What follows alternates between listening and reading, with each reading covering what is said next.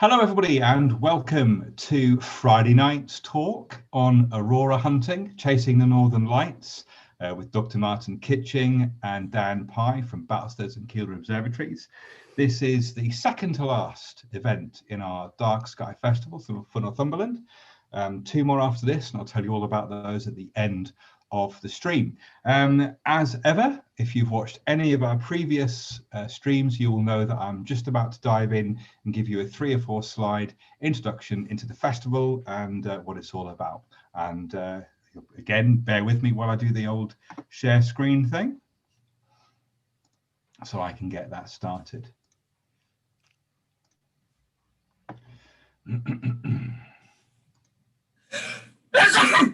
Oh, bless you. Bless you, Martin. Thank you. 200 people all said bless you at the same time. Martin, at this point, do you want me to mute you, or are you about to have a sneezing fit? Are we okay? Yeah, I'm fine now. Good, okay. Right. Well, that's probably, I'd imagine, woken everybody up, which is brilliant. So now that we're all awake, I'd like to officially welcome you to the first official Northumberland National Dark Sky Park Festival. Now, my name is Roy Alexander, and all I'm doing tonight is hosting the event and firing questions in from the YouTube chat into the stream, unless Dan or Martin decide they want to do that themselves. That's fine. I'm the Director of Astro Adventures CIC and the Learning Director of Battlesteads Observatory. And this year, as I said, every night this week, because of the pandemic, the festival is entirely online. We're doing some stuff, Twice Brewed, Stonehoff, we're all involved. We're all basically trying to deliver to you a fantastic range of talks. But obviously, next year, we hope that this festival will be a combination of online events and live events, because it's all well and good showing you this wonderful picture here of the Sycamore Gap by Mark McNeil. Thank you for that. Possibly the most photographed tree in the universe. And it's a great picture, but really you need to come and see it, actually. So we look forward to kind of hosting you at one of the observatories. And the first one to be built, and possibly the biggest and the best observatory, probably, maybe, is Kielder Observatory, deep in the forest of Kielder. And this is a marvelous picture taken by Dan Monk with the Milky Way there arching over it, and it's just absolutely beautiful. It looks very much like some kind of battleship with turrets docked on the hillside. A place I'm very much in love with and worked a long time ago, actually. The second observatory I'd like to talk about very briefly is Stonehoff Observatory, almost practically hand-built by Liam Reed, who was also an employee and an astronomer at Kielder Observatory. That picture there, obviously the Milky Way towering over the Stonehoff Stargazing Pavilion. And since that picture was taken, Liam, I think pretty much on his own, built a little kind of observatory warm room, teaching room there. So we're hoping that once lockdown is over, Liam will be running plenty more events there. The newest addition to the astronomy family in Northumberland is the fantastic set of telescopes and the observatory up at Twice Brewed Inn. And this is the view from that, taken by Will Chung, who's the lead senior astronomer there. Excuse me. Of course, Twice Brewed hotel, inn, pub and observatory, and they've got a brew house as well. It's right next door to the SIL, the Landscape Discovery Centre, which is pretty much where you go if you want to start your journey in Northumberland. That's where you visit. Last but by no means least, the observatory that I helped design and build 5 or 6 years ago, and that Martin is one of the lead astronomers at, Dr. Kitching. And this is one of Martin's pictures. This is the Battlesteads Observatory in the village of Wark, part of the Battlesteads Hotel and Restaurant. And I mean, I love this picture. Literally, we could probably talk for an hour on what's in this picture. There's just so much going on in it, but obviously we can't, because it's Aurora night and there's no Aurora in that picture. You will be seeing some of Martin's Aurora pictures and Dan's later on. The live chat is open. We have 281 people in the stream right now, so please do fire questions. Now, Dan and Martin, I'm going to ask you a quick question. Do you want me to handle, you don't have to answer right now, but have a think and let me know in the chat. Do you want me to handle YouTube questions, or are you going to do it? So let me know in the Zoom chat. For the members of the public viewing and watching and listening, ask as many questions as you like. There is no such thing as a stupid question. We want to hear them all, okay? Please be kind and please be nice in your comments. And actually, do you know what? Up until now, so far, everybody has. I've only had to put one person on the YouTube naughty step. The very last thing that I would like to talk to you about tonight for 30 more seconds is the International Dark Sky Association. Now, we're all somehow, when we work up in Northumberland in doing what we do, and I say work, can you really call it work? I don't know. We're all involved with the International Dark Sky Association. Some of us are members, some of us are advocates, and some of us, like me, we're delegates. And it's our job to promote dark skies and let you, the general public, and businesses and councils and governments know how dark skies can be of benefit to environments, to habitats, to pollinators, and to humans, but obviously most of all to stargaze.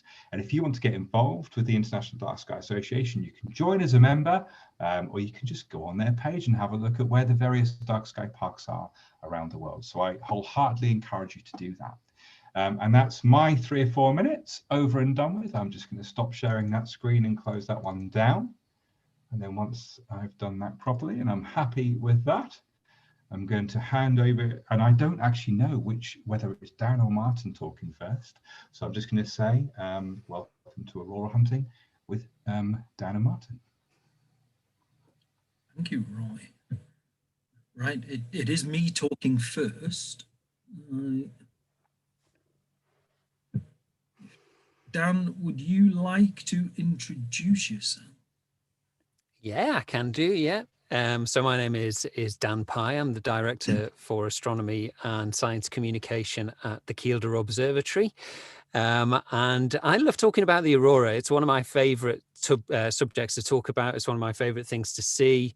I think every time we see it, it's very unique, very different. And with a lot of astronomy, a lot of astronomical objects, they don't tend to change over a very long period of time, do they, Martin? They just kind of stay as they are for a good few 100,000 years or so. They do. And then there's the aurora, which might change every minute.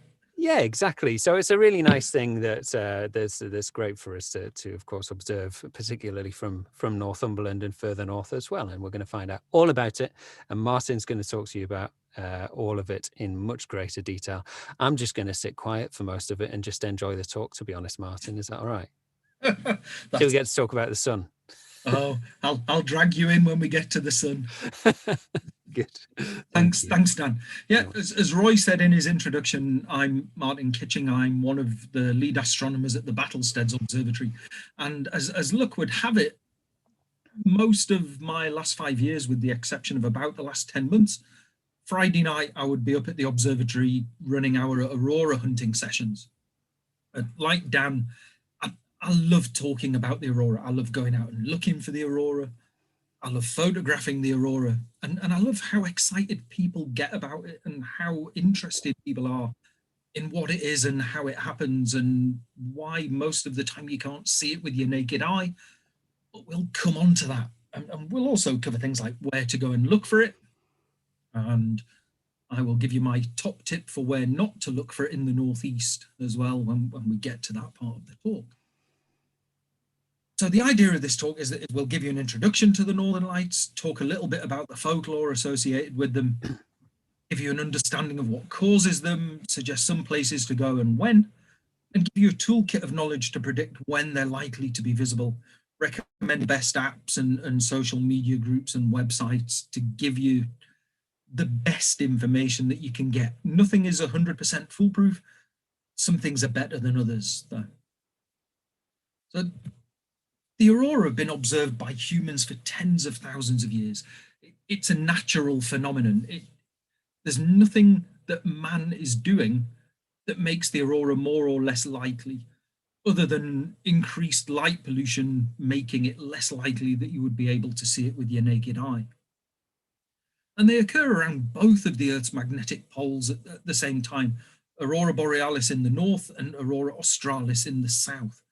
And some really interesting high-resolution photographs have been taken over the last couple of years, showing that when you have the aurora happening at both poles at the same time, you appear to have structures within the aurora that mirror each other at exactly the same time.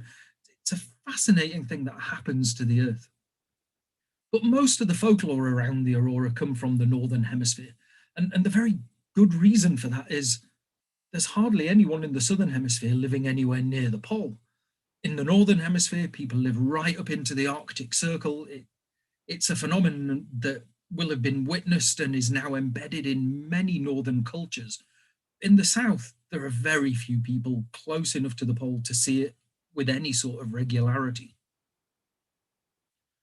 And most aurora folklore is associated with spirits, afterlife, and reflections. I'm not going to read everything off the slide.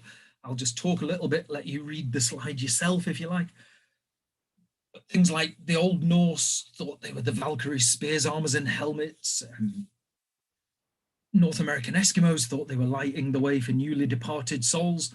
Fox Indians of Wisconsin thought they were an omen of war, and the lights were the ghosts of slain enemies trying to rise up restless for revenge. And an awful lot of aurora folklore is this sort of murder, mayhem, and revenge. And for a long, long time, people wouldn't have known what the aurora was. They would have witnessed it. I suspect they would have been absolutely amazed by watching it. And of course, they would have had far, far less light pollution than we have now. The Inuit had lots of different ideas about what the aurora may be. It may have been sky gods playing a ball game with the skull of a walrus. No idea where that one came from. The lights of demons chasing lost souls through the afterlife. The Russian Sami people say they were the souls of those who died a violent death. And in East Greenland, they thought the aurora were the dancing spirits of children who died at birth. That's actually, it would have been a really nice sort of comforting idea for people who'd been bereaved in that way. And it's quite interesting that almost all aurora folklore, other than that, is absolute chaos and mayhem. And yet in East Greenland, it was just a very nice, comforting idea for them. And of course, it's not exclusive to the Arctic Circle. The further north you go in the UK, the more likely you are to see the aurora. And in the Northern Isles, they call them Nafir Clis, or the nimble men, or the merry dancers. And they thought that they were people dancing in the sky and that there was also a battle going on. And the blood that was shed during that battle is what led to the spotted heliotrope stones that you find in the Northern Isles. Thought to be one of the earliest known recordings of the aurora, these 13,000-year-old cave paintings in Ruffignac. And people have suggested that the lines on the clay ceiling depict the curtain-like shapes of the aurora. Now, if people in southwestern France had seen the aurora all that time ago, it would have been probably unusual enough for them to have recorded it somewhere. But I would have to say, if you go on the internet and search for Ruffignac cave paintings, you'll find no end of explanations for what those macronis or finger strokes are supposed to depict. And the simple fact is nobody knows, because they were done by somebody 13,000 years old. And we have absolutely nothing documented telling us what it was they were intending to show. Some people have suggested that it depicts the aurora. It might not. It's a bit of a stretch, I think. The way the aurora formed is magnetic field lines being ejected from the sun. The solar wind carrying charged particles.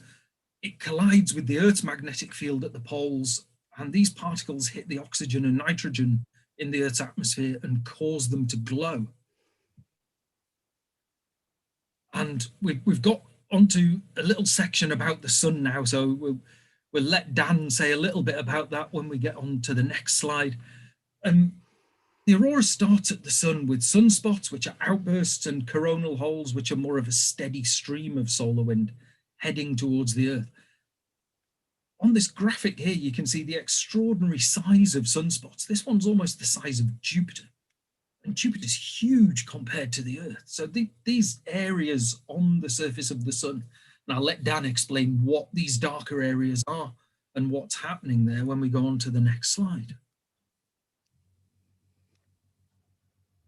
So I'll just play this little GIF, then I'll hand over to you. Super duper. Thanks, Martin. So the sun is my favorite object, or one of my favorite objects to talk about in the solar system.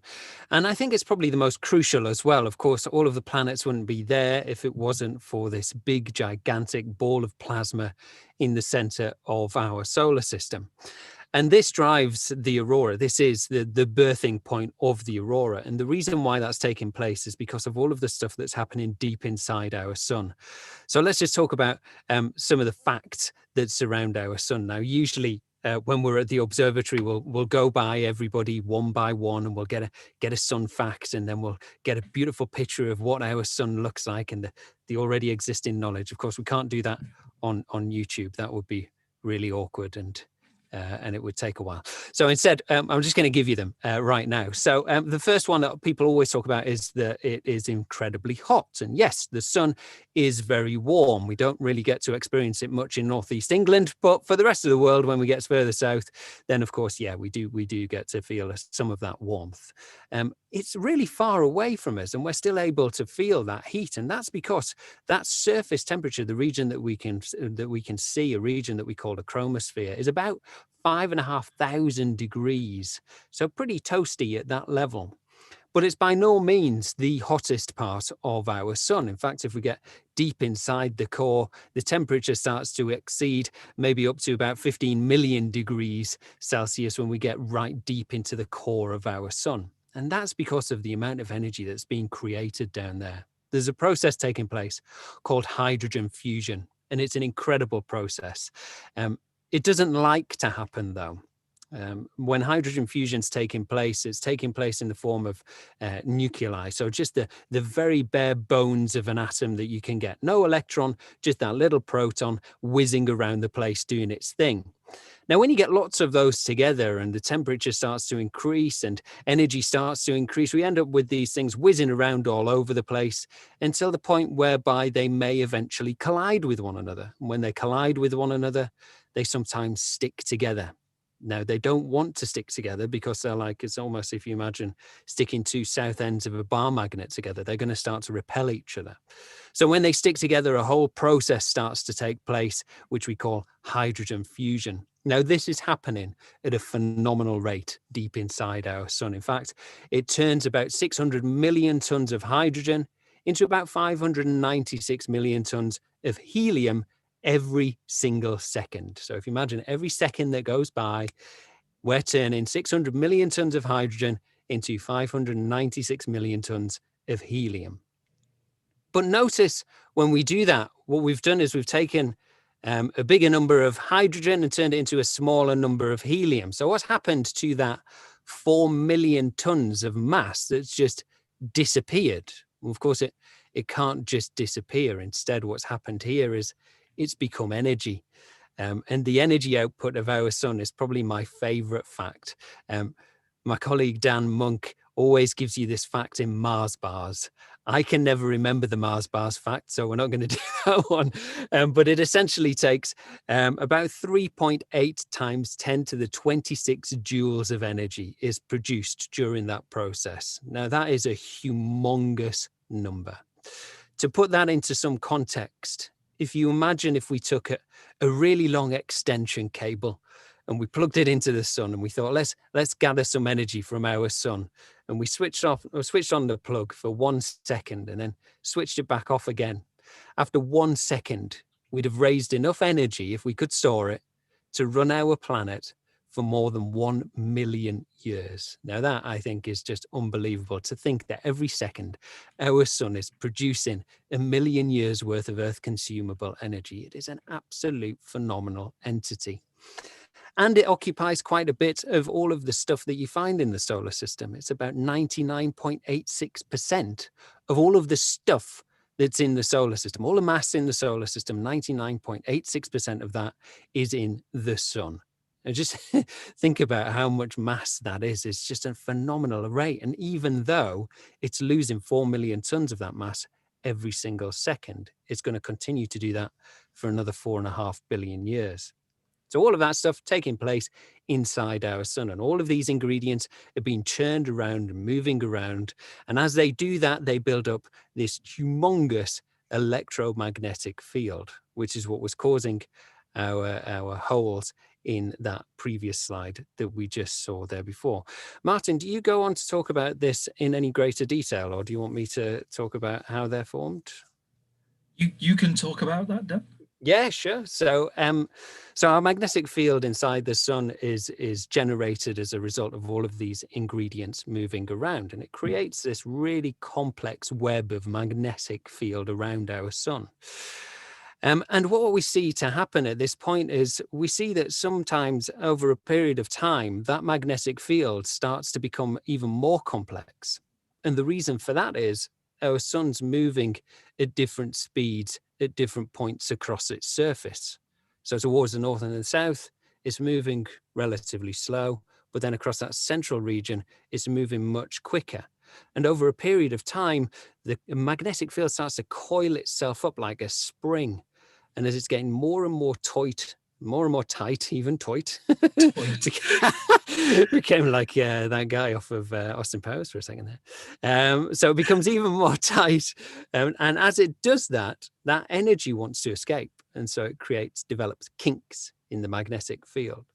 Those kinks puncture holes in the surface of our sun that then rise up out of its surface and crash back down into its surface. And what we're seeing when we see sunspots is we're seeing that magnetic field rising out of the solar surface, revealing a slightly cooler layer of the sun underneath. And then it crashes back down into the surface again, creating a secondary sunspot. So we usually see these things come in pairs. Sunspots are usually associated with pairs of sunspots, and there's usually a north and a south version of that, where energy is coming out and then looping back into the solar surface.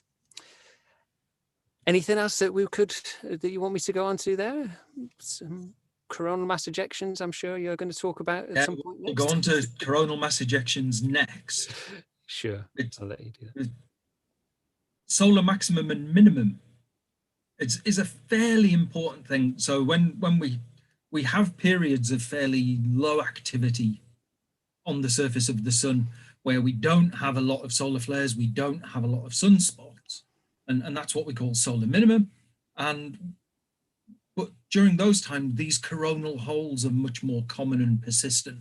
So we still get aurora even when the sun is in its fairly quiet periods. And the slide that you can see here is images, and they're composite images of each year from 1996 through to 2017. And they're composites of all of the solar flares that were witnessed during each of those years. So you can see 1996, there was very little going on. By the time you get up to sort of 2001, 2002, there's a lot more. 2006, it's very, very quiet again. And then sort of 2015, lots of activity, 2014. And we're now just coming out of another solar minimum. So we should be heading up towards the next maximum in 2025.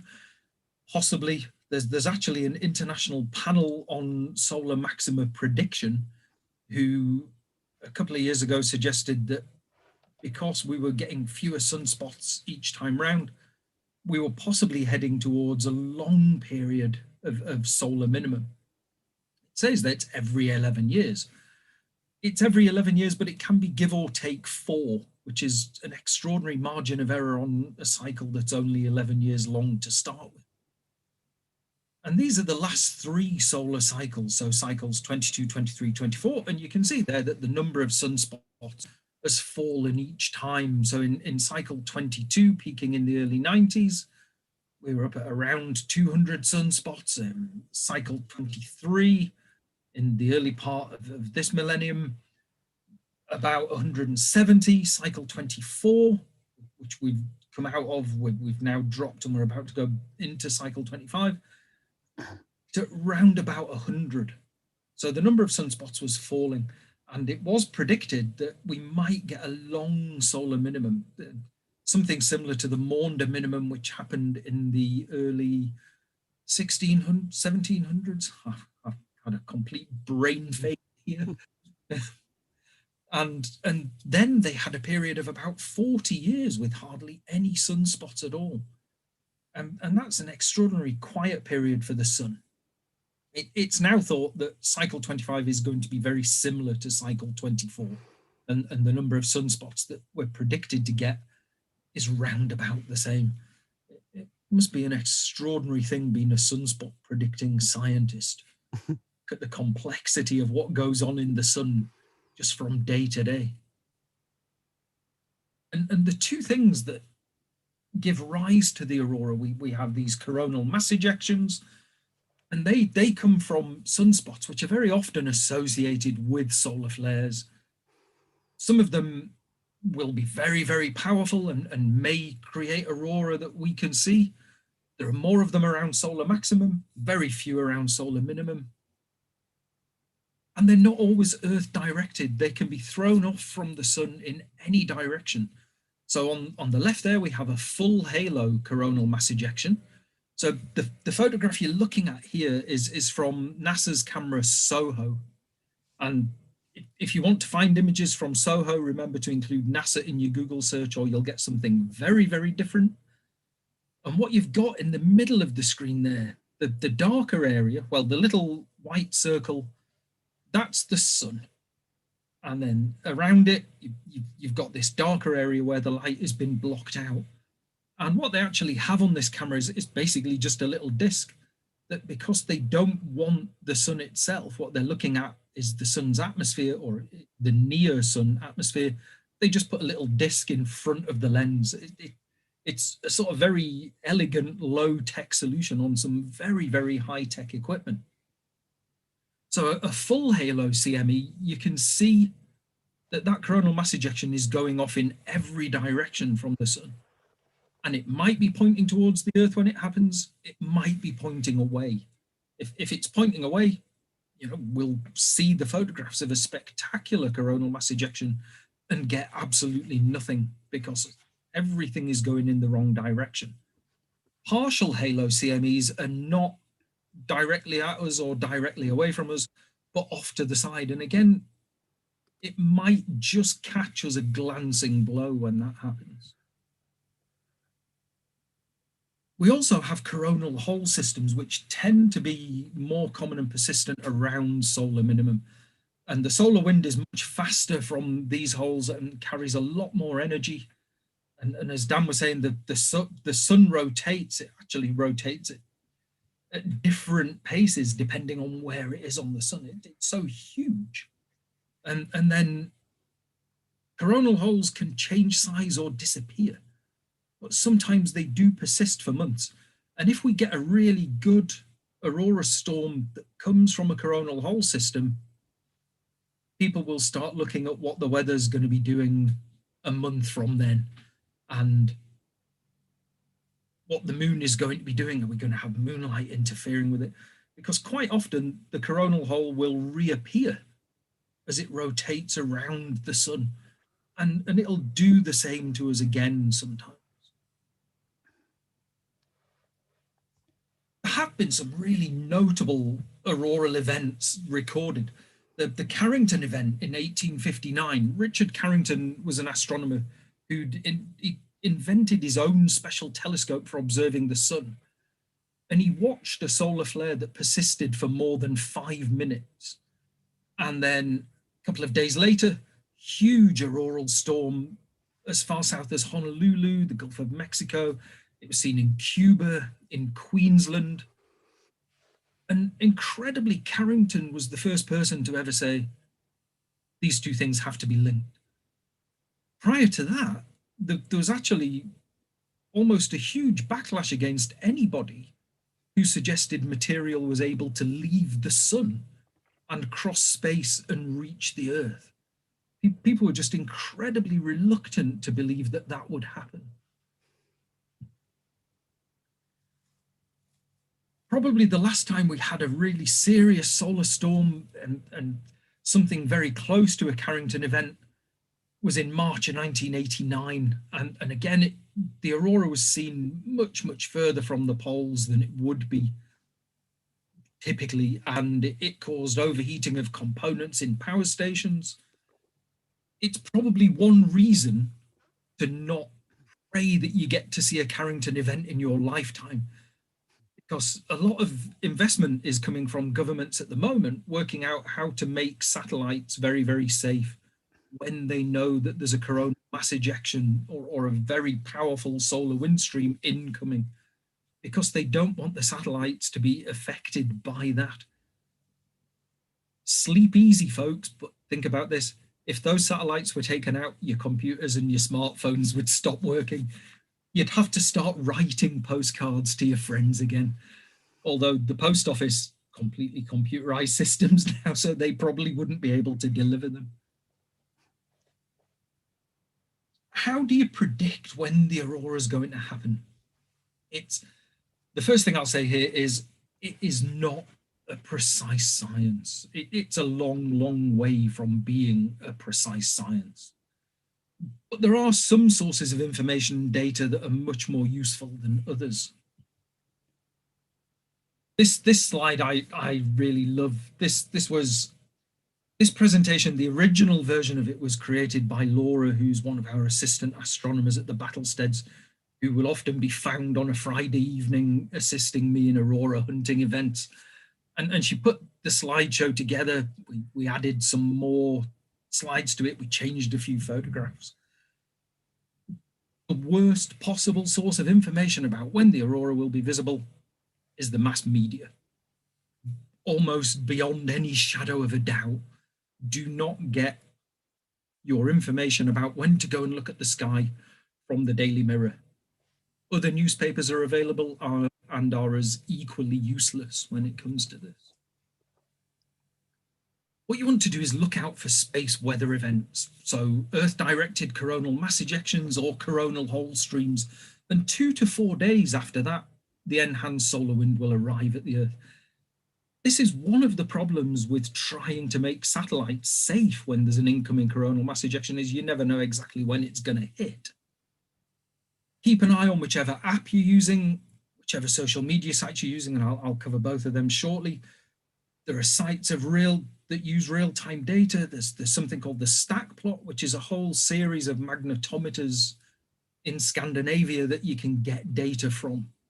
And make sure you've got your camera battery charged. Something else we'll talk about is why it's incredibly important to use your camera, particularly in the UK when we're far enough away from the pole that we don't frequently get really good visible aurora. So if you want to know when these space weather events are happening, the Space Weather Live website and app is very, very good. So that'll tell you when coronal mass ejections, coronal hole high-speed streams are coming towards the Earth. There's several Facebook groups dedicated to the aurora. Probably the best Facebook group is AUK or Aurora UK. The admins that run that are particularly good. They know what they're talking about. They spend a lot of time themselves photographing the aurora, looking at all of the data that's available. And as it says at the bottom there, we've tried lots and lots of different social media groups for aurora information, and AUK is the best of all of those. There are lots and lots of apps that you can use as well, and a lot of apps use something called the KP index. And the KP index is quite unreliable. The reason it's unreliable is it's a 3-hour average globally. So whatever the KP index is doing is not always a great indicator of what you're likely to see if you go outside of your house. And one aurora that we're going to look at a few photographs of and talk about was the Mother's Day aurora in 2016. And at that time, the University of Lancaster's Aurora Watch email alert system used KP index. And they had a bit of an issue in that they sent out an email alert, I think at about 6 o'clock on the Sunday evening of Mother's Day in 2016, saying there was no possibility of aurora anywhere in the UK. The problem was they were using an out-of-date KP index. And I actually walked outside of my house and realized that I could see visible aurora, despite living in a fairly light polluted village in southeast Northumberland. use something which tracks real time. And the Glendale app, so which you download from www.aurora-alerts.uk, is very, very good. It uses real-time data only. And it tells you when substorms are developing. And there are 3 phases to a substorm, which are growth, which is a sort of charging up, like charging a battery. Expansion is when energy is being released and the aurora will be visible if it comes far enough south. And recovery, you can potentially still see the aurora, but it will be dying down at that point. And the really good thing about the app is you can see over on the bottom right there of this slide, people that have the app and are registered on it, they can put a green tick if they've got aurora visible on the back of the camera. When they photograph the sky to the north, they can put a red cross if they've not got aurora visible, or they can put a cloud if it's cloudy where they are. So that's actually a quite good one there. Occasionally you'll see there's somebody, I think in Plymouth, who has green ticks regularly. It's very unlikely that he's seeing the aurora that far south so often. And occasionally you'll see a green tick appear in the middle of Birmingham or another large city. It's very, very unlikely that people are seeing the aurora from there. It's much more likely that they're seeing some really interesting light pollution instead.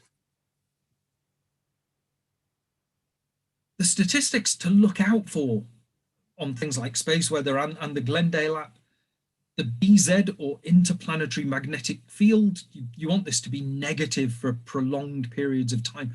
Occasionally, everything else that you want to happen happens, and the BZ is the wrong way round. Something I said a little while ago when we were talking about this and Laura was creating the first version of this slideshow, there are lots of dice rolling and you need them all to land the right way up. And some of them don't stop rolling until very, very late in the game. So it can look as though almost everything's going to happen right and then doesn't. And occasionally, I think probably my favorite error from the Aurora Watch network when they were using KP was when they sent out an alert mid-afternoon one day suggesting that we were getting a Carrington event. That hadn't actually been picked up by any of the satellites that are monitoring solar activity. So it seemed quite unusual and people got very excited. And half an hour later, they sent out another email apologizing that their magnetometer had been interfered with by a lawnmower just outside the laboratory window. Yeah, that was not great. People got very, very excited and it was all down to a lawnmower. I'm not sure people generally do get excited about lawnmowers. That doesn't seem a particularly normal thing, although you never know. So wind speed, if that's elevated, that's good. If the proton density is increasing just before the enhanced wind speed arrives, that's also good. And then the interplanetary magnetic field strength is also quite important.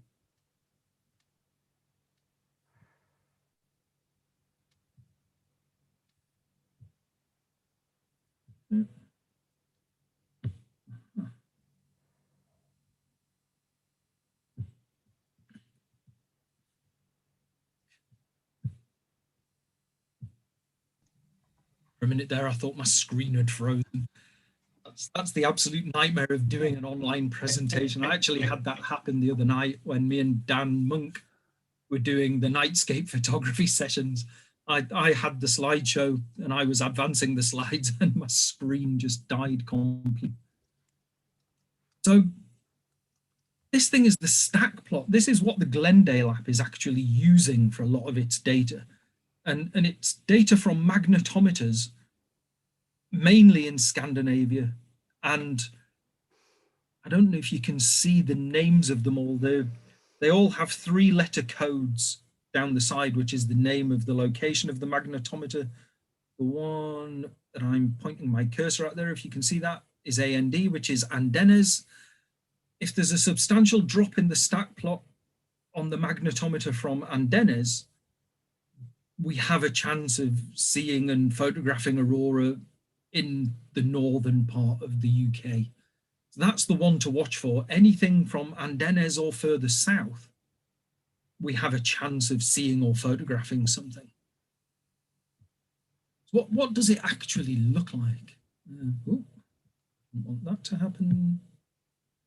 Slides need to not be doing that. Top left there, that was the Mother's Day Aurora 2016. I know some people who have been to Iceland looking for the Aurora, and when everyone they were with reported Aurora that looked like that, they just saw silver and grey. Some people don't have great sensitivity to colour in low light. I'm lucky I see green really, really well in the dark. So most of the time, if I see the Aurora, there's some green to it. That was the Mother's Day Aurora 2016.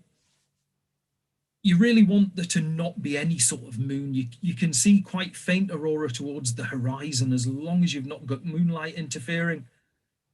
It makes it a lot easier to see structure in it, like in the bottom right-hand image there. And the image top right, where it says supermoon, that was taken at 10:30 at night in early December, with a supermoon that was illuminating the beach to an extent where I could see people walking on the beach a mile north of where I was. Absolutely extraordinary. I could just see the Aurora, but the light of the moon pretty much knocked everything out. You can see how much moonlight is interfering with the sky there. What does it look like? A lot of the time this far south, it's just a glow. Sometimes it's an arc. Sometimes you're lucky enough to see rays, curtains, banding.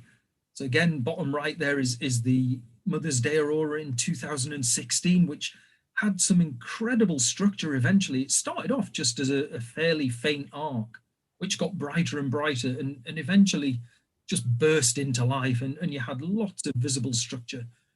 Corona are a lot easier to see if you're much, much further north and you're looking more up into the Aurora rather than looking along towards the horizon. And we'll look at some images of that shortly. Your camera sees things far, far better than your eye does. It's more sensitive to light because it's gathering light for a long period of time. Our eyes roughly send one message along the optic nerve every 60th of a second. So we basically see life as a 60 frames a second video. And our brains can't stack the data from the optic nerve. It sees it, and then it sees whatever comes next. If you open your camera shutter for 20 seconds, you're stacking 20 seconds worth of data all into the one image. Your eyes don't do that, which is the reason why people often look at photographs of the Aurora and get very, very jumpy and say that's fake, or they use fantastic word photoshopped, which isn't really a verb. So top right here, this is the Mother's Day Aurora 2016. Top left, that was when it was just a band along the horizon with no real structure. Top right, that was the sort of color that was visible with the naked eye when it was at its peak. And this Aurora was just dancing across the sky. Really quite extraordinary. Bottom right, that was taken from the camera and not edited in any way whatsoever. So the camera recorded all of that data. That's a completely unedited file. It was recorded as a raw file and just dragged into my computer and then converted to JPEG without any sort of editing whatsoever. And bottom left, there's actually just a tiny bit of increased saturation on that. And it just showed a lot more color, showed a lot more structure. I thought I'd put this slide in because I know there are quite a few of my friends listening to this presentation tonight who probably spend all of their time wondering why I constantly post photographs of rocks and tank blocks and buildings on Facebook. A lot of the time, it's not just because I like photographing them. It's because I'm busy working out locations to photograph the Aurora when the conditions are right. So always plan. The images on this slide were taken by Larry Bedigan, another one of our astronomers at the Battlesteads in Iceland. lots more structure. The Aurora's much more overhead. So whereas on my previous slides in Druridge Bay, the Mother's Day Aurora, you were looking side on at the Aurora mainly. So you could see some structure. If you're directly under it, you can see an awful lot more. Where can you see it? Somewhere dark. You want to be somewhere as dark as you can possibly get. You want to be as far north as you can be. You want a nice clear view to the north. And for any observer that lives towards the east coast, that's not a bad thing, because the angle of the east coast of the UK is such, if you're standing on the coast and looking north, you've got a very, very good chance you're looking straight out to sea, where you've got very low levels of light pollution. There are places you shouldn't go. It says at the bottom, be realistic, often visible on camera only. I'm going to give you my top tip for Aurora hunting now. Do not go to St. Mary's Island in Whitley Bay. Just don't. If you get there, the car park will be full of people with the headlights on and head torches, and they will mangle your night vision to the point where you could have a stunning aurora on the back of your camera and not see anything with your naked eye. Going back to the Mother's Day Aurora again, I'd been photographing that for about 2.5 hours, and somebody came along, and we were just stood on the beach, and there's a huge green arc over the sea. And she said, I've been half a mile down the road in that car park for the last 2 hours and not seen a thing. Literally, she would have had a fantastic view of the Aurora, but she was in a car park with loads of other people with head torches on. She couldn't believe what she was looking at when she came down onto the beach where we were. So avoid people. Some of us might think that that's sort of a good philosophy for life anyway. Aurora tourism is now becoming quite popular as well. Places like Iceland, Norway, Sweden, Canada. I would suggest do your own Aurora staycation. Spend your time in dark sky areas of the UK, particularly at the moment as travelling is quite limited. There are Aurora cruises in Norway. I don't think anybody's attempted that from the UK yet. Go on a wilderness holiday, you're going to be somewhere dark. And there are Aurora flights from a number of UK airports, and they're often scheduled to coincide with the possibility of these coronal hole systems coming back around to the Earth-facing side of the sun. I like this slide. This is one of Laura's slides from when she went to Iceland. And her and a friend who went there decided that because Iceland's a really, really expensive place to visit and they wanted to be able to move quickly whenever the Aurora was likely to be happening, they decided to sleep in the back of the hire car. Right? Hire car is basically an uninsulated tin can. Don't sleep in an uninsulated tin can in Iceland during the winter. That's my second top Aurora tip. So a few hints and tips. Plan ahead. Find your place to look for the Aurora in daylight hours and check for hazards. Check things like sunset, sunrise, moonset, moonrise, the weather forecast. Learn how to take photographs of the night sky with your camera. Learn how to look after your night vision, because if you don't do that, you're going to make life difficult for yourself. And of course, wrap up warm. That's just a brief summary of what we've done, what the Northern Lights are, what causes them, what they can look like, where to see them, the tools that you need to help predict them, and then final hints and tips. What we're going to do now is a brief chat. I think me and Dan have got 3 photographs each of our own. We're just going to tell you a little bit about those photographs, why we took them, what the experience was. So that's one of yours to start, Dan. Yeah, sure. And actually, this is probably a really good time to answer one of the questions John Rain asked. What settings you should use on your camera in order to be able to take a good photo of the Aurora. What do you think, Martin? I generally, I've gone forward a slide when I didn't want to.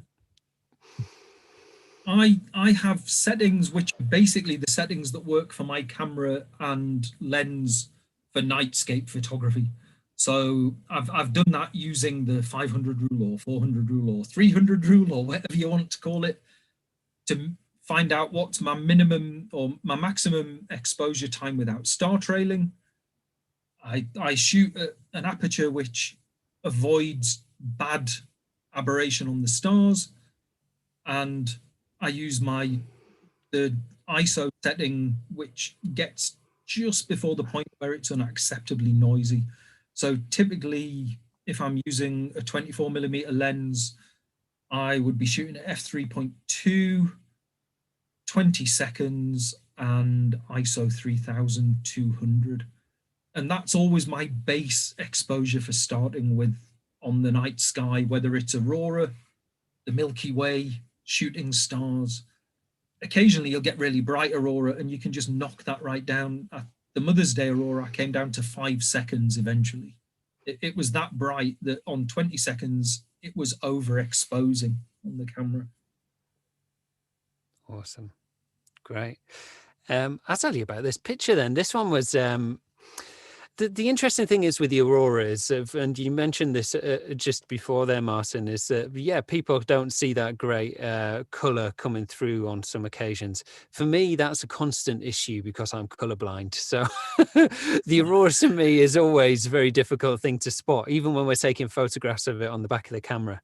I always have to get it verified by somebody else. Is that green? Or is that another color that shouldn't be there?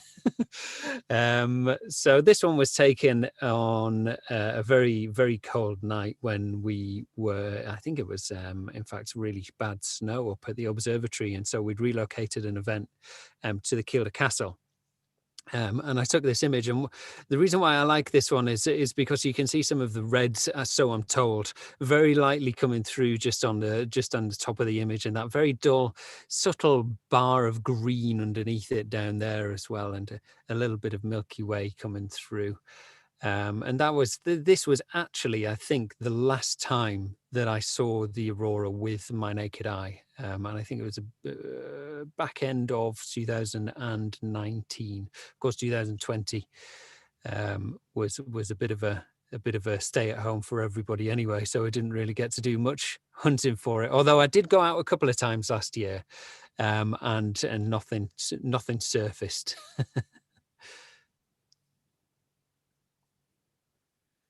Right. This is not the best aurora photograph I've ever taken. The reason I've included it, though, is this is the roof of the Battlesteads Observatory on the left. The cloud directly ahead of us. The stars all look quite bloated. One of the reasons is that sky is not very clear and it's very heavy with moisture. This was actually a Friday night aurora hunting event at the Battlesteads, and we'd had a beautiful clear evening. I got into the observatory, the guests arrived, I was doing all of my introduction, and I got a message to say there's an aurora alert. And we took the guests outside and we had them on the observing area for about 2 hours in perfectly clear conditions, visible aurora. And I'd got all of my camera kit in the car, so I thought, well, as soon as the guests have gone, sort of 11 o'clock, 11:15, I'll photograph this. And it was still perfectly clear at 11 o'clock. The guests left. I locked the observatory door, walked to the car park, walked back with my camera, set it up, and took 2 photographs before the rain started. And it was horrific. It just turned incredibly heavily misty. We'd had 2 beautiful hours, and then just like that, it was gone, and it was wet, and it was horrid. So this is the one photograph I've managed, well, one of 2 photographs I've taken of the aurora at the observatory. That's another one of yours, Dan. Oh yeah, I remember this night very well. So this was November 2017, and it was actually, I think it was in my first week of working full-time as an employee at Kielder Observatory. And this, we were all inside. We didn't have any pre-understanding that this was going to happen. And we were inside making drinks at the time. And all of a sudden, all the staff got a little buzz on our phones, and we thought, oh, Aurora. We should probably go check that out.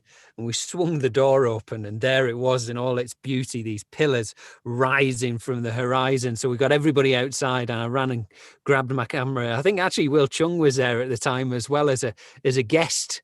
And he quipped at the time, he said, every time I come here, I always see the Aurora. Like he's a good luck charm or something. And so there it was in all its beauty, and we kept on taking photographs of it. And this peak happened about 20 minutes into taking photographs, and it was just such a spectacular thing to see. Beautiful arcs we were starting to see with some pillars rising above the horizon. And I think when I first saw it, that was the very first time I'd actually seen it with the naked eye, and it was very much like the sky was shimmering almost. If you've ever watched a Michael Bay movie or a J.J. Abrams movie, you know, like the new Star Treks and stuff like that, and there's lens flare everywhere and all that stuff going on. That's what the horizon's almost like there's loads of lens flare happening from the northern horizon. It's incredible to see with the naked eye for the very first time. So magical and totally different to what I imagined as well, which was nice.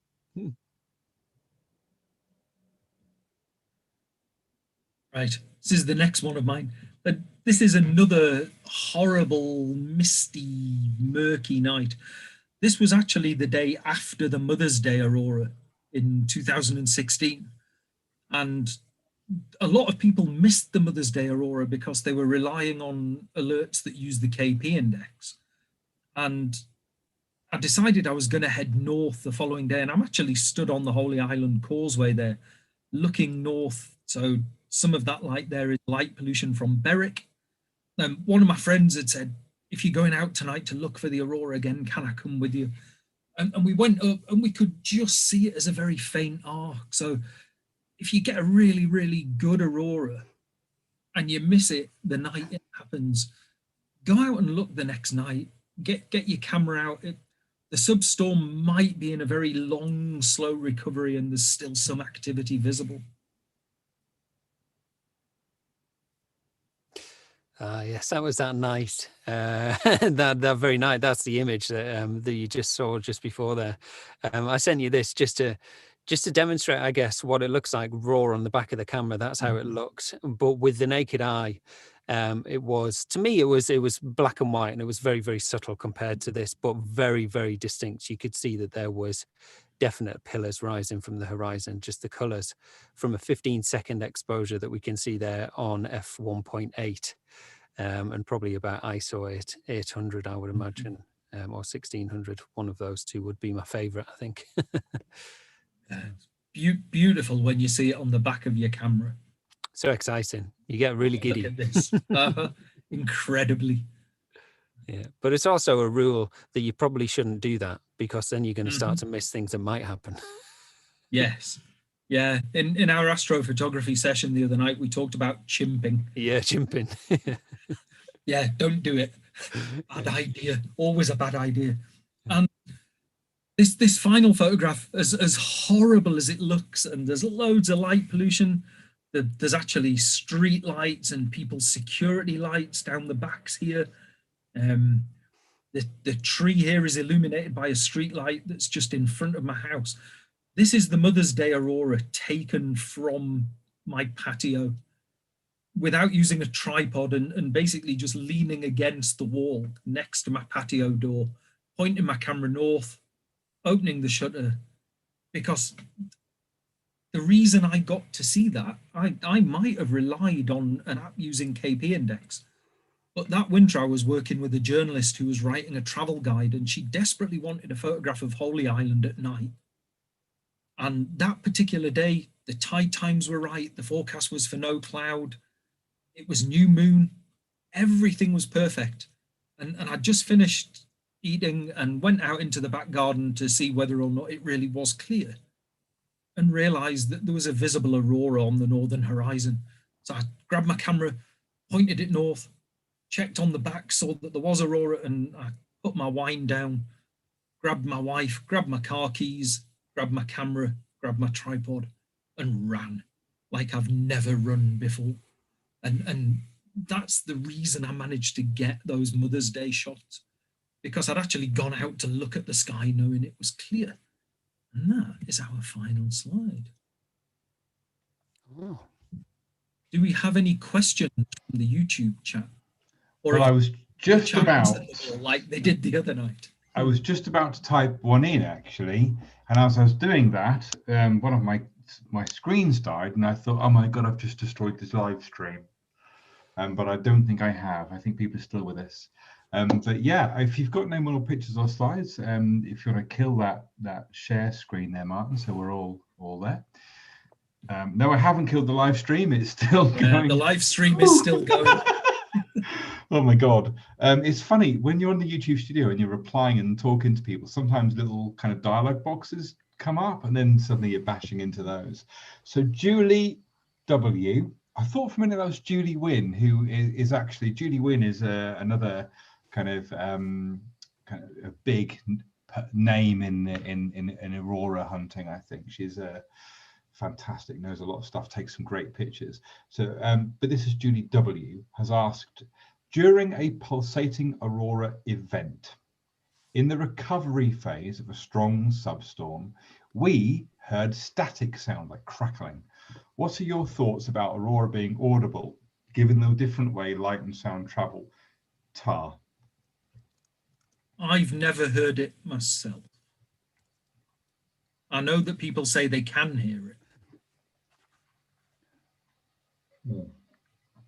I think the question here is that, oh, it's Julie Wynn. Yay, hi. Great to have you on. So I think the aurora, now I'm doing this from memory. I think the green aurora is about, is it about 200 miles up, 200 kilometers up? It's quite high. But the speed of sound is about 330 meters per second. So it would be quite feasible if the aurora was crackling, and a lot of people have reported that, for you to be able to see it and hear it, not quite simultaneously, but certainly in and around the same kind of time periods. But given the length of time that the dancing lights can be going on, you wouldn't be able to tell what vision and audio at exactly the same time. Yeah, I mean, they definitely wouldn't be syncing up. They'd be out by a few seconds, but there's no reason why. I mean, if you're watching a 10-minute curtain aurora dancing around and you were hearing the crackling, they wouldn't be out by much in terms of sync. I mean, you know, so I mean, it's something I'd definitely love to experience. The only couple of times I've experienced aurora, actually, I've seen aurora 6 times at the observatory. They've always been really distant on the horizon and white clouds. What you were saying there, Dan, about them being white and black, and you know, you get your camera out and take a picture. And this is relevant because someone's asking about mobile phones. Who is asking about mobile phones? Someone is, I can't see your name in there. But if you go back to watching our nightscape photography beginner session, which we did on Monday with Martin and Dan, they talk a little bit about how a lot of these settings that you get on these DSLR cameras are on the pro mode of your camera. So you can pop your camera on a tripod, or you can hold it really steady on the top of a car bonnet or a fence, set these settings, and you can get a nice picture. Julie says the crackling and everything went on for 2 hours, the event over 2 hours. And Julie, I think we're now all officially really jealous of you. That's amazing. Wow. That's interesting. I remember actually hearing about a study that was done in, I'm sure it was Finland. I think it might have been in ADN, that was about static, and they used microphones in order to be able to try and listen into it. But they positioned the microphones quite high up. So there might be some more information lingering around on their website, possibly. That study. I think the interesting thing about the aurora is, whilst it's been viewed and commented on and dreamed about for like as long as humans have been able to look up and wonder what's going on and tell stories of the skies, it's only been the last 20 years or so where we're really starting to get a solid grasp of what's going on. And actually that crackling sound that Julie Wynn there is talking about has been widely reported, and I do suspect that in the next couple of years we will definitely, you know, learn more about why that happens and what's going on up there. Lots of thank yous, by the way, folks. So that's really great. Now, listen, everybody out there in YouTube land, I would wholeheartedly encourage you right now to fire loads and loads of questions in at Martin and Dan. All the ones I have looked at so far and that have been fired in, we've answered. Either you answered them, they were asked, then you came onto a slide and they were answered. I was quite interested in the stack plot thing, Martin, when you were talking about the Scandinavian magnetometers, and I just wonder, when I know a little bit about the Aurora, got a degree in physics, so I've got a good understanding of what's going on, but when you went through that, I thought, oh, that is really interesting, and I thought personally that I would quite like to see that slide again and just see. I'm assuming you were comparing the location of the magnetometer with kind of roughly where we are and so on. Would you spend a minute maybe while we listen, while we look at the chat, maybe ask, find that and so on? There's just loads of thank yous in the question. Find it.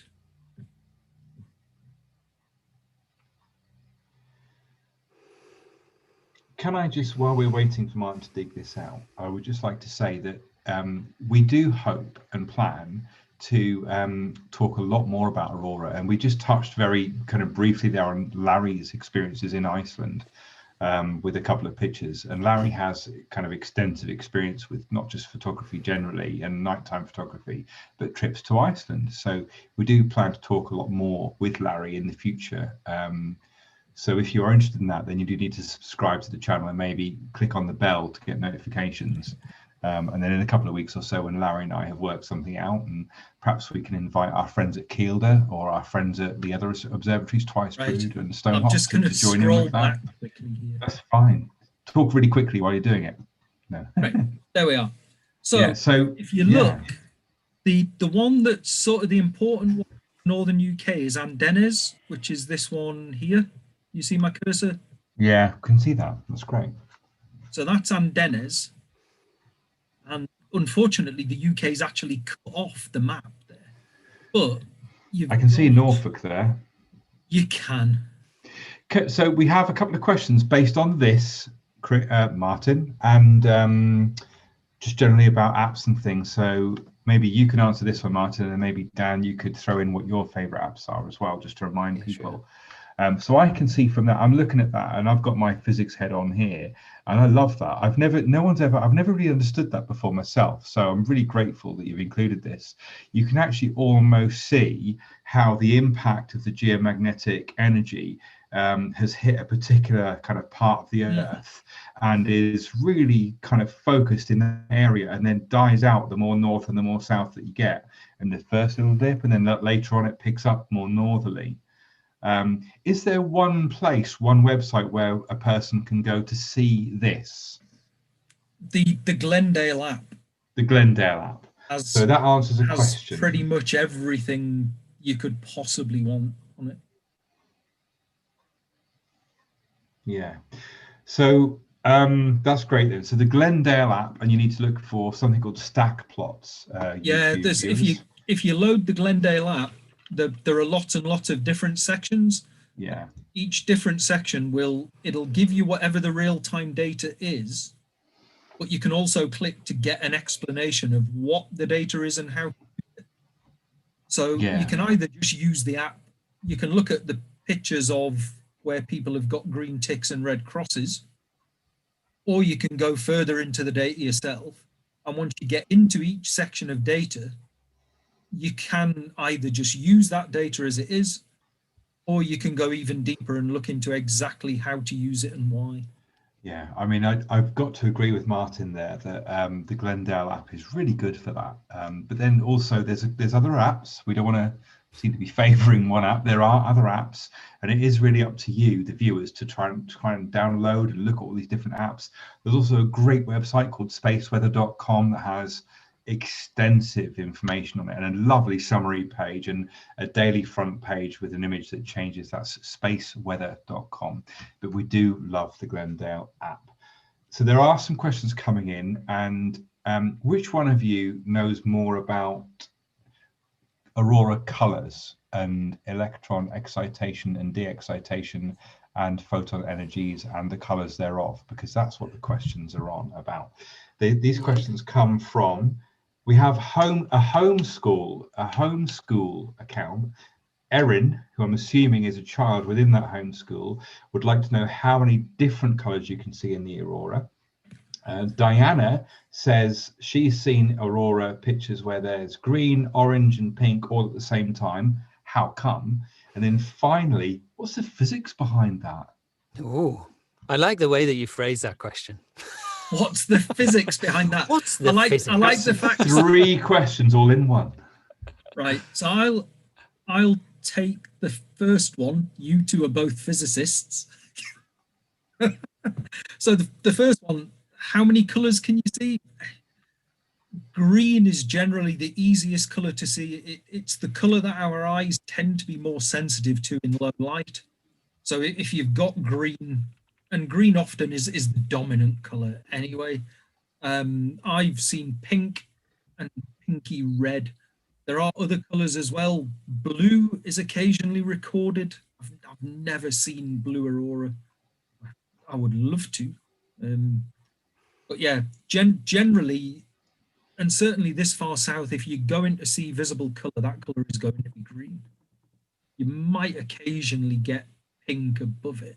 Yeah. Would generally be green. And let's not forget, for the audience, that your eyes, the cells in your eyes, largely determine what you can see. So before Dan, if you don't mind, Dan, dives into the physics, I'll do a brief biology, which is you have 2 sets of cells in your eyes. You have cone cells and you have rod cells. Cone cells see color, rod cells see black and white. Cone cells work better during the day. Cone cells are what represent your night vision. So literally from an evolutionary biology point of view, at night, whatever you're looking at is largely using the rod cells and it's going to be black and white. And that's why you see more often at night anything. You know, you look through the telescope, look through binoculars at galaxies, they tend to be mostly black and white. When you look at kind of the response graph, if you've got a graph of how the rod cells see various colors, which I think now Martin's a biologist here, he's like got a PhD in biology kinds of stuff. So the chemist. Biology kind of stuff. Oh, you are? I thought you did biology stuff as well. No, I'm a medicinal chemist. No, I know, but haven't you got like biology's just colouring in? Oh, okay. Anyway, so in your eyes, you've got cells that see, the cone cells see red, green, and blue. And at night, the green cones are far more sensitive. So at night, you are biologically predisposed to see black and white all the time and green where the light is bright enough. So that's why we see either black and white or faint green auroras with our eyes. And that's kind of the biological part of that. But from the physics point of view, I'm going to ask Dan to chime in now and talk about electrons and stuff. Electrons and stuff, they're really good electrons and stuff. They're Everybody awesome, loves them. With regards to when we're talking about the colors and how they're generated, the reason why we get the aurora, just to backtrack again and to summarize that point, is that it's protons or electrons being ejected from the sun, firing across space, interacting with the magnetic field, and then being almost like pulled inwards towards our atmosphere. Once they start to hit the atmosphere, well, they're going to start to hit atoms. They're going to start to hit atoms within our atmosphere, oxygen and nitrogen in their mass bulk. So when they're bashing into an atom which is floating around in our atmosphere, it's very energetic. Is this a little proton that's come from the sun? If you imagine, it's very energetic. And as it bashes into our atom in the upper atmosphere, that'll then excite that atom. It'll pass it a little bit of energy, a little bit of kinetic energy that'll pass towards our atom. The atom gets excited, and the atom doesn't want to be excited. And I've got a really good GIF on this, actually, and I wish I'd have given it to you because I think it's easier to see. But if you imagine... I've got one. I'll pull it up for you. Have you? You keep talking. if you imagine the little middle bit of your atom being your nucleus, the proton, and then in its simplest form, and then an electron spinning around the outside as it does.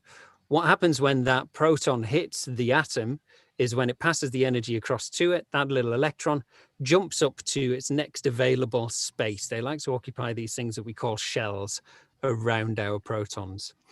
And when it does that, it'll then it'll absorb a little bit of light, or and then kick a little bit of light out. And that little kick of light, that little release of the photon, is what we're seeing when we see the aurora, and that's what gives it its color. So in oxygen, we see reds and purples, and when we get deeper down into our atmosphere, we start to see blues and blues and greens, which are associated with the thicker nitrogen mix in the atmosphere as they get closer down towards the planet.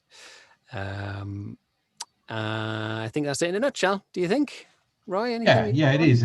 I mean, I've just tried to open that PowerPoint that's got that in it, and I'll do that. But PowerPoint is brackets not responding. So perfect. It's been fine all day. But yeah, I mean, and the interesting thing actually is what you've just described there, the excitation of electrons, and how the de-excitation of electrons produces photons. That's how all light photons are produced. So the sun's doing that. That's how we get our light from the sun.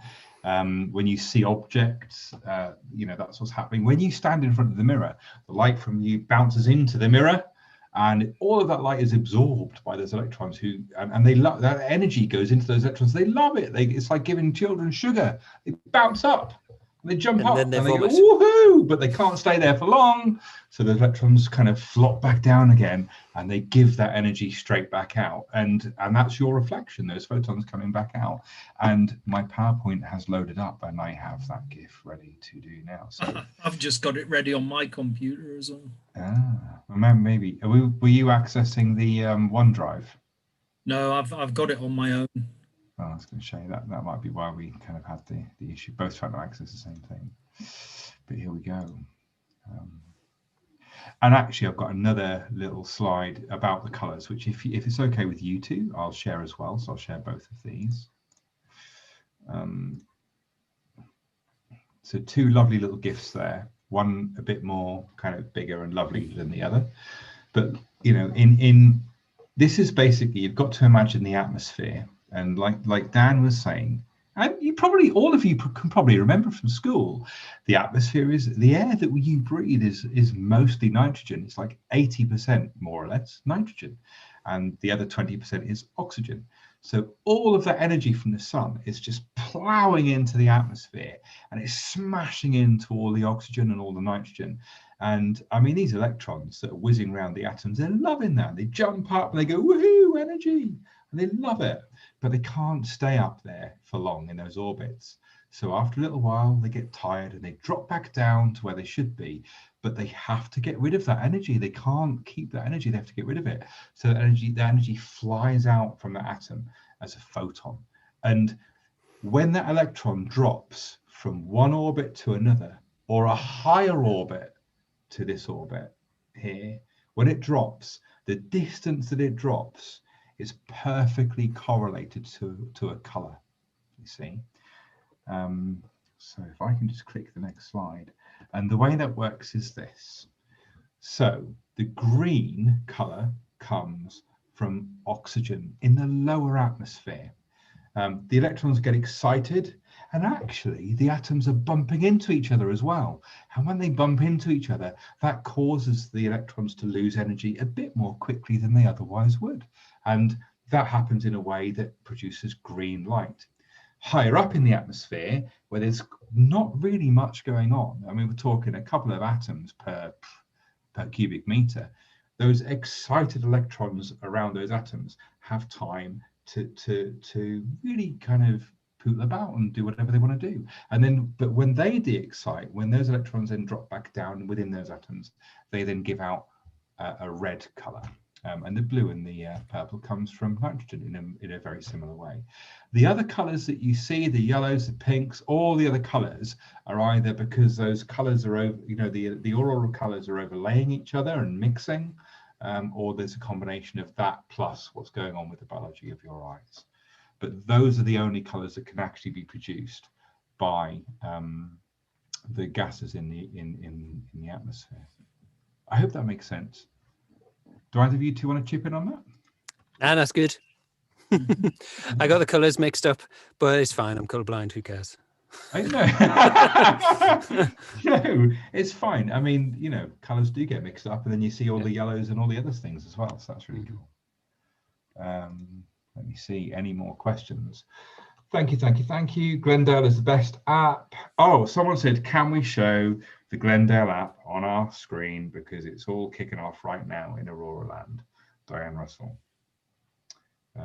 Expansion. Substorm is in expansion, so I've got that there. Minus almost 300 nanotesla, which is quite a lot actually. And what Martin was saying about whether the aurora is visible or not on the map, that's a really useful thing. So these are the people who've currently checked in right now on the app. So this is happening right now. And I actually think I need to take off my background, don't I? Let me get rid of that silly aurora background. Sorry, folks, bear with.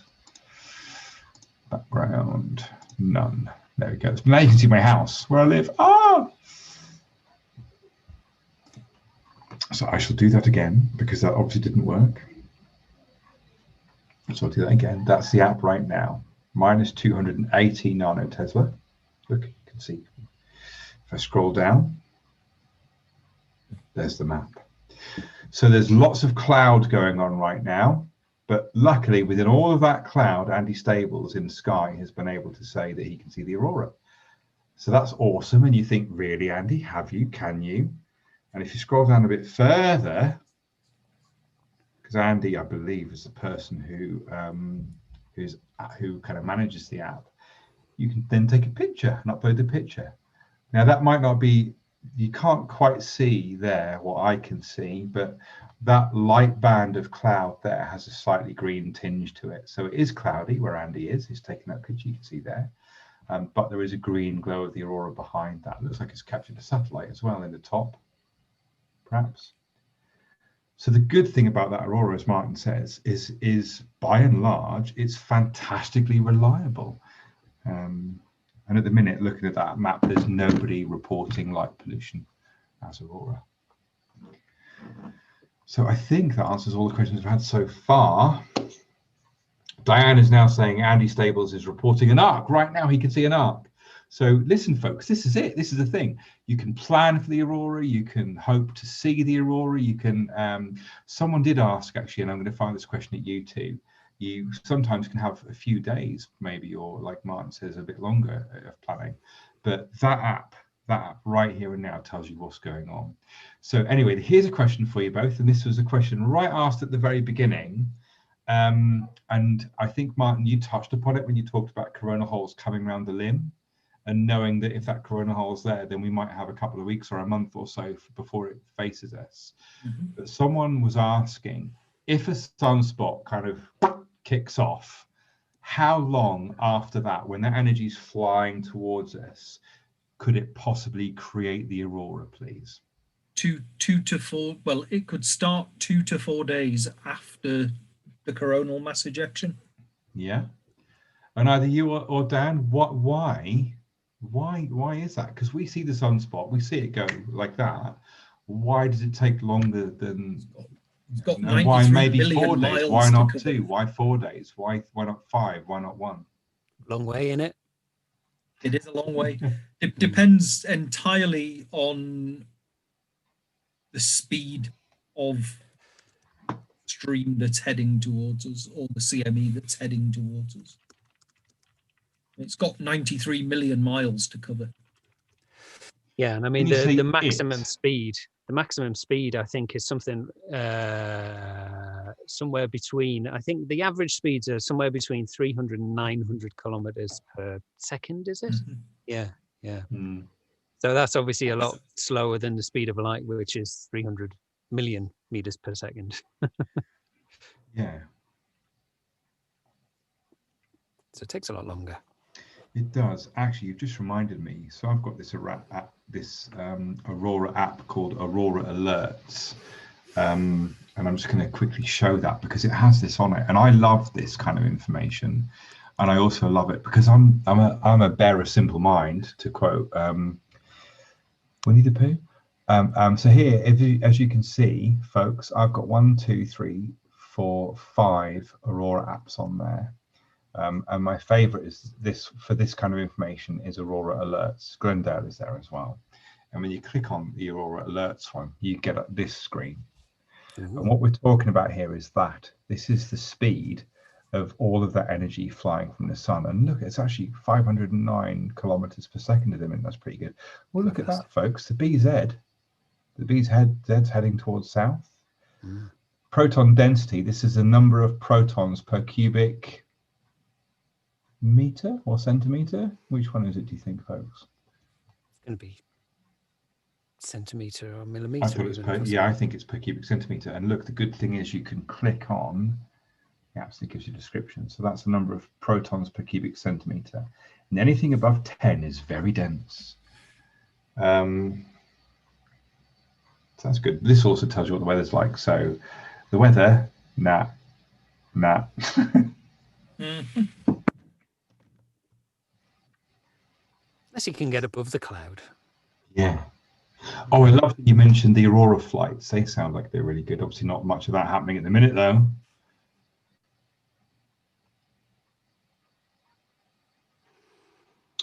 Martin Parker has asked, and I know that you covered this in the talk, but I'm going to ask you both, please, to give your answer on this.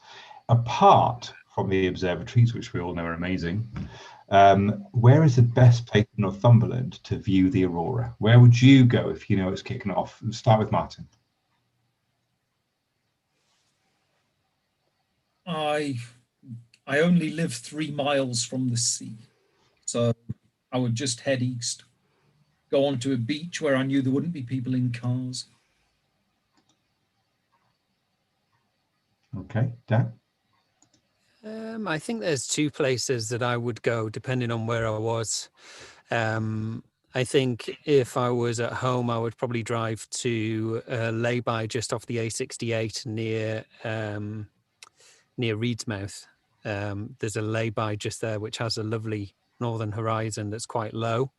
And of course, getting a nice low northern horizon is good because we get to see more of the Aurora that way. The other place would be Elfkirk Point on the Kielder Reservoir, good shout. Yes. which is a beautiful spot for spotting Aurora. Yeah. That gets my vote as well. Although so does your beach, actually. I'm undecided. Some beach is good. I like the reflection as well on that. And if you go to the live Aurora Network app, which I screenshotted about like 30 minutes of that Aurora last night, it was kicking off like you wouldn't believe.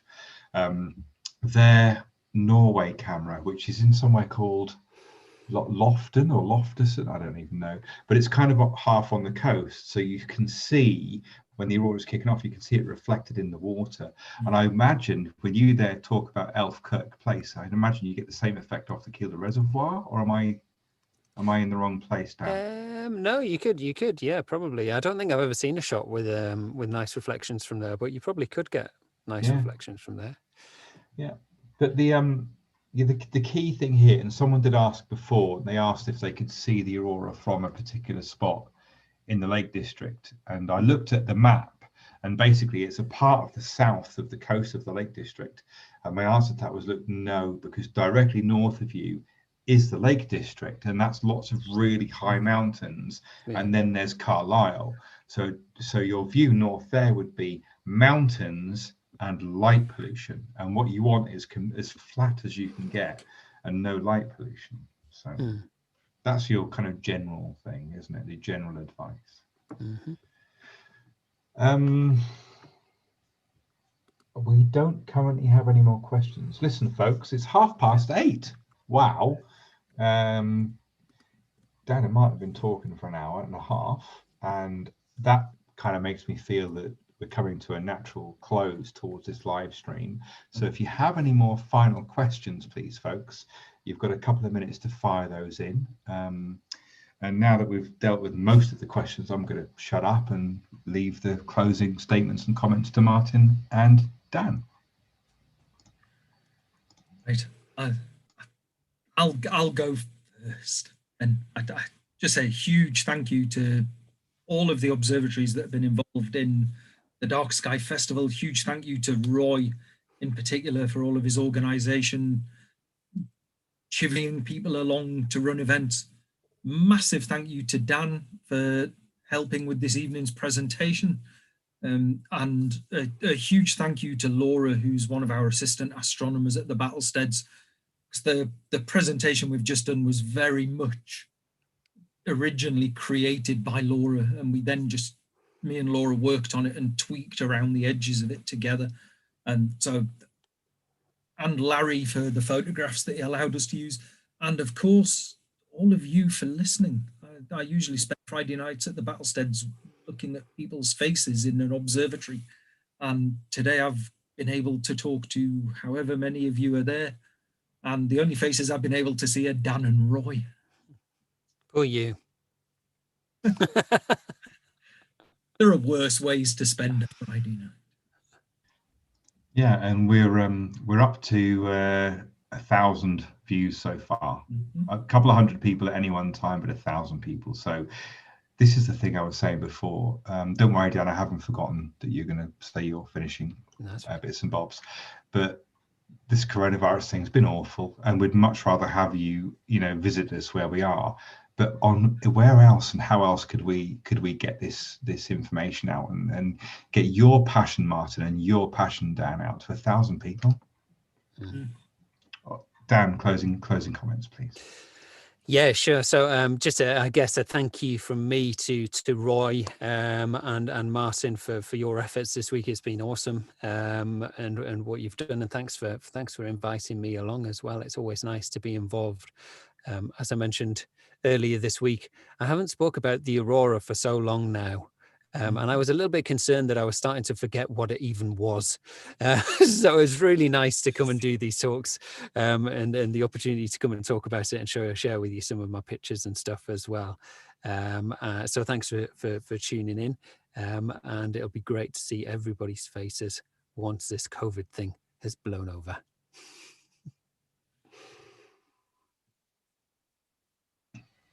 Yeah, I think we're all feeling that energy, really, aren't we? There are plenty more thanks from lots and lots and lots of people. Thanks for the information. Thanks for the photographs.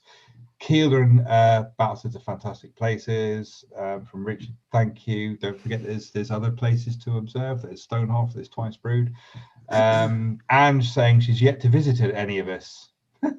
Come on, Ange. Come on. Yeah. As soon as we're open, we'll see it. Andy and Susie Rawlings, here's one final question for you, right? Yes or no? Is the sun shrinking?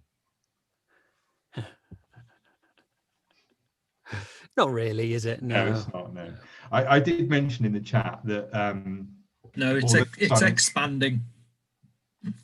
Really? Getting bigger. Is it? Yep. Okay, so we might have to have a whole another half an hour discussion here. Yeah, its mass is falling, but its diameter is growing. See, I always assumed that by and large, at the current phase that it's in, it stays static because you've got the gravitational forces trying to make it collapse, and that produces the potential energy gradient that you need for the pressure to build up and the heat in the middle, and then all the nuclear reactions going on in the middle are radiating pressure outwards, and those forces are by and large balanced. So I'm gonna Google that myself because that would be fascinating if that's true. And she's been to Twice Brood. Well, there you go. So you have had at least one fantastic Northumberland astronomy experience. And I think there are no more questions. You two have been fantastic, and I really appreciate your time, and thank you for letting me interrupt with questions and thoughts and comments. I really appreciate that too. Thank you all our YouTube viewers for watching this particular stream. And now that I'm officially apparently a YouTuber, or we are, I have to say, please like this video and subscribe to our channel, and don't forget to click on the bell to get notifications, especially if you want to hear about Larry's stories. But also, we have 2 more events left in the Northumberland Dark Sky Festival. 3 that I can think of, but 2 that are going to be live streamed on this channel. Tomorrow at 7 p.m, very special guest, Lord Martin Rees, the Astronomer Royal, will be talking to us about life in space. So do check in for that. And then on Sunday, a few of us astronomers are going to get together and talk about what it means for us to be astronomers in Northumberland.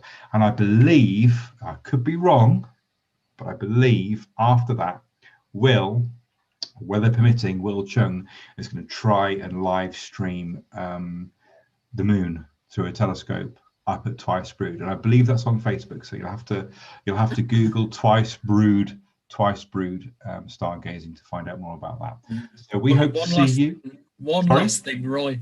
Yeah. Save you Googling. Cornell University agree with me that the sun is slowly expanding. All right, great. Well, okay. Then if you've got Cornell Observatory University people on your side, I'm not going to argue with them. Thank you, everybody. I'm going to end the live stream now.